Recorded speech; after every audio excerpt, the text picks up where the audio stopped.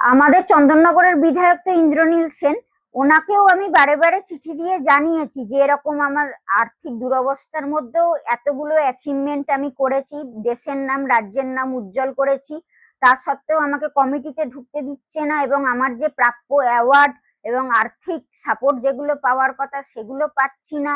হ্যাঁ, সেইগুলোর যেন উনি সমাধান করেন, কিন্তু বারে বারে বলা সত্ত্বেও সেগুলোর কোনো সমাধান হয়নি। এবং ওনার সাথে তো মুখ্যমন্ত্রী, ক্রীড়ামন্ত্রী অরূপ বিশ্বাস, মমতা ব্যানার্জি সবার সাথেই তো ওঠা বসা, কিন্তু তা সত্ত্বেও এগুলোর কোনো সমাধান হয়নি। উল্টে এই ইন্দ্রনীল সেনের ঘনিষ্ঠ কিছু মানুষজন, লোকজন আছে, বিভিন্ন পুজোতে বা বিভিন্ন প্রোগ্রামে আমাকে ইনভাইট করে, আমি তো হাওড়াতেও প্রসূন ব্যানার্জি উনিও করেছেন, আমন্ত্রণ করে বলেছেন সবার সামনে যে হ্যাঁ তোমাকে অনেক সাহায্য দেব, তুমি যাতে আগামী দিনে আরো অভিযান করতে পারো, তোমাকে সব সাপোর্ট করব। কিন্তু তারপর স্টেজ থেকে নেমে আসার পরে তারা আর আমাকে চেনে না এবং আমি কোনো সাপোর্টও পাইনি, অথচ তারা আমার নামে ক্রাউড ফান্ডিং করে চলেছে, টাকা তুলেছে মানুষের থেকে, এগুলো আমি শুনেছি। কিন্তু এগুলোর কোনো সুরা হয়নি ওই সরকারের আমলে। কিন্তু আবার অনেক সৎ মানুষ সরাসরি আমাকে সাহায্য করেছেন, তার জন্যই এতগুলো অভিযান আমি করতে পেরেছি। মানে ইন্দোনেশিয়ান কোনোভাবে সাহায্য করেনি তোমাকে? না, কিছুটা করেছে ওই মোহিত নন্দী স্যার, উনি বা মেয়র রাম চক্রবর্তী স্যার, ওনারা কিছু কিছু করেছিলেন, কিন্তু ইন্দ্রনীল সেন করেননি। মানে তোমার কোনো রাগ ছিল, ব্যক্তিগত কোনো রাগ ছিল? না, ব্যক্তিগত কেন রাগ হবে?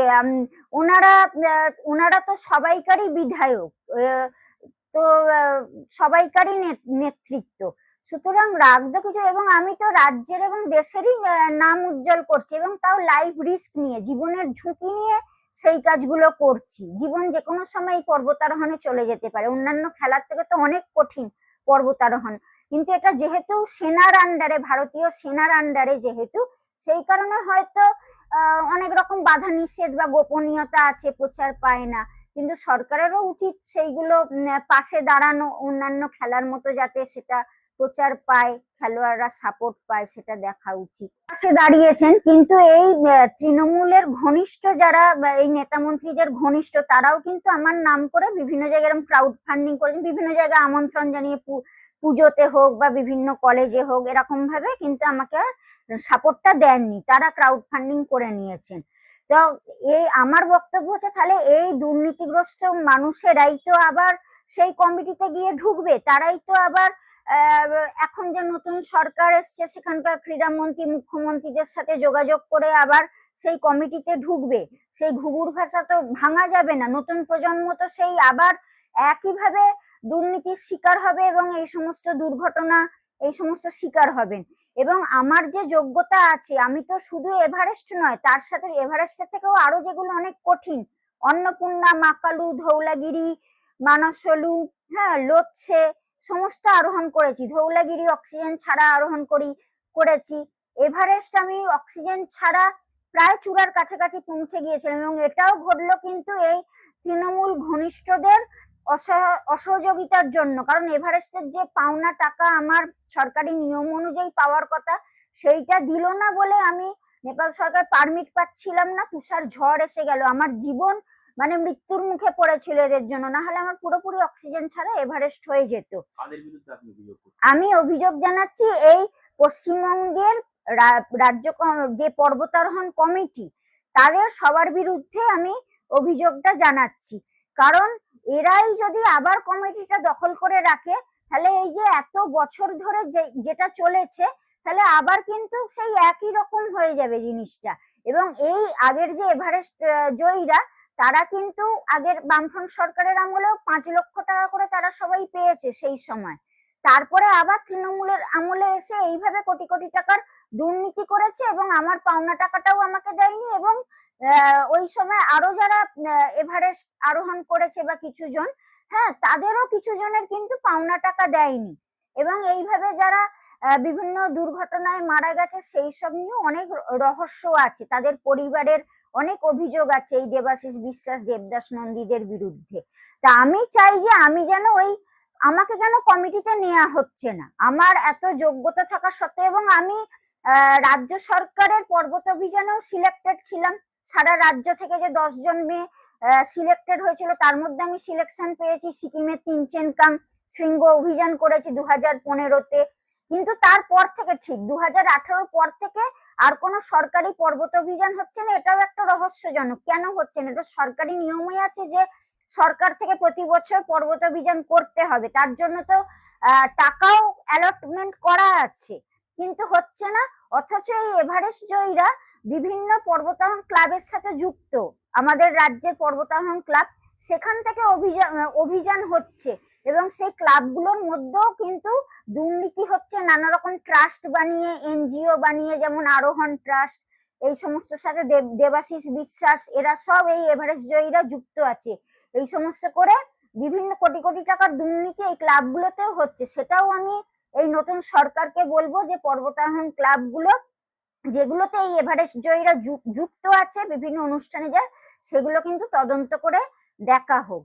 এবং আমি চাই যে আমাকেও যেন কমিটিতে নেওয়া হোক, কারণ আমি দুর্নীতির প্রতিবাদ করি বলে, যাতে নতুন প্রজন্মের ছেলে মেয়েরা উঠে আসতে পারে, পশ্চিমবঙ্গে বাংলার নাম আরো উজ্জ্বল করতে পারে সারা পৃথিবীতে, সেটা আমি চাই বলে দুর্নীতির প্রতিবাদ জানাচ্ছি। কিন্তু এই কমিটির লোকজন আমাকে যে কারণে পর্বতারোহণের কোনো অনুষ্ঠানে আমাকে আমন্ত্রণ জানাতো না, মঞ্চে তুলতো না।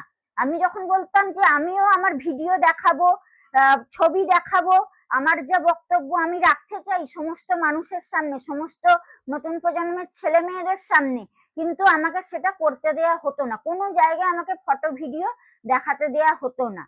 তো কারণটা হচ্ছে যে আমি এই দুর্নীতিগুলো তাহলে প্রমাণ দিয়ে দেখিয়ে দেবো মানুষের সামনে, সেইটা ওরা চাইতো না। আমার কাছে তো অনেক ফটো ভিডিও আছে, অনেক তো মানুষের যে অভাব অভিযোগ, দুর্নীতির কথাগুলো, যা যা ঘটনা ঘটেছে, সেগুলো তো আমি বলে দিই, প্রকাশ্যে বলে দিই মানুষকে। এবং যে চিঠিগুলো পাঠিয়েছি মুখ্যমন্ত্রীকে, ক্রীড়ামন্ত্রী অরূপ বিশ্বাস স্যারকে, সেই চিঠিগুলো উনাদের কাছ থেকে আবার ওই কমিটির যে দুর্নীতিগ্রস্ত লোকজন দেবাশিস বিশ্বাস, দেবদাস, ওনাদের হাতেই ফেরত চলে এসছে। আমাকে আবার দেখাচ্ছে, আমাকে তো ধমক হুমকি দিতই, আবার দেখাচ্ছে দেখো তুমি যে সমস্ত লিখে মুখ্যমন্ত্রী ক্রীড়ামন্ত্রীকে জানিয়েছিলে, সেগুলো আবার আমাদের কাছেই চলে এসছে বলে আমাকে দেখাচ্ছে। তাহলে এইভাবে কিভাবে এই দুর্নীতি আর সমস্যার সমাধান হবে? এবং এরা আবার তো এই নতুন সরকারকে হাত করে আবার এরকমই দুর্নীতি চালিয়ে যাবে। কি চাইছেন? আমি চাই যে আমার তো সমস্ত যোগ্যতাই আছে, এবং আমাকে যে হিমালয়ান মাউন্টেনিয়ারিং ইনস্টিটিউট কেন্দ্রীয় সরকারের এবং সেনাবাহিনীর মানে আন্ডারে, এটা পর্বতারোহণ যে ইনস্টিটিউট, সেখান থেকে আমাকে রেকমেন্ডেশন করে, আমার অ্যাচিভমেন্টকে রেকমেন্ডেশন করে কিন্তু রাষ্ট্রপতির কাছে চিঠি পাঠিয়েছে। সেই চিঠির কপি আমার কাছে আছে।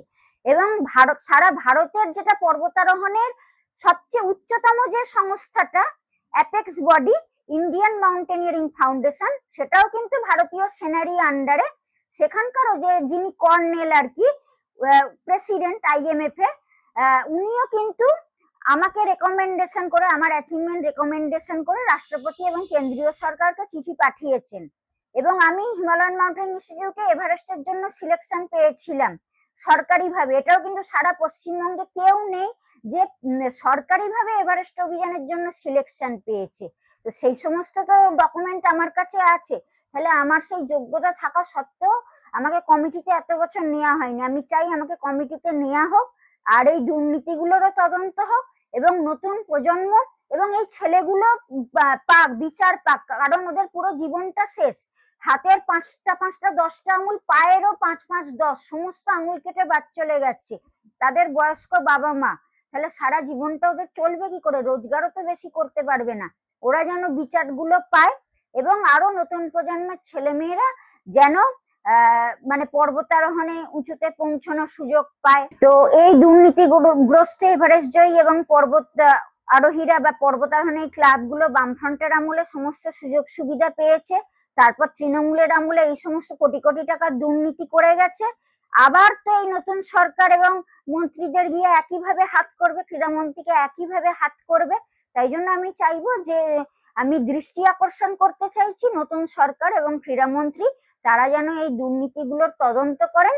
এবং আমাকেও, আমার তো যোগ্যতা আছে, তাদের থেকে অনেক বেশি আমার যোগ্যতা আছে ওই কমিটিতে স্থান পাওয়ার। তো সেইটাও ওনারা যেন বিবেচনা করে দেখেন।